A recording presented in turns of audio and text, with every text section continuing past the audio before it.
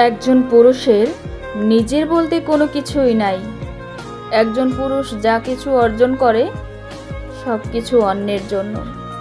যেমন ছোটবেলা থেকে যখন একটা পুরুষ বেড়ে উঠে বড় হওয়ার চেষ্টা করে, তখন থেকেই স্বপ্ন বুনে আমি আমার পরিবারের মুখ উজ্জ্বল করব, আমি আমার পরিবারের জন্য এটা করব, ওইটা করব। যখন সেই পুরুষটা বড় হয়, দায়িত্ব নিতে থাকে, আস্তে আস্তে সে বড় হতে থাকে এবং তার মাথায় তখন আবার সংসার নামক একটা জিনিস চাপে। তার সংসার হবে, সন্তান হবে, বাচ্চা কাচ্চা হবে, তাদের ভবিষ্যৎ হবে।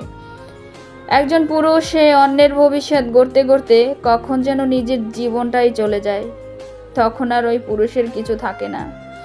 বাস্তবতা বড়ই নির্মম।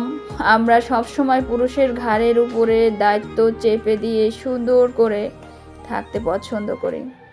প্রতিটা মানুষেরই এক একটা দায়িত্ব আছে। কারো দায়িত্ব দেখা যায়, কারো দায়িত্ব দেখা যায় না।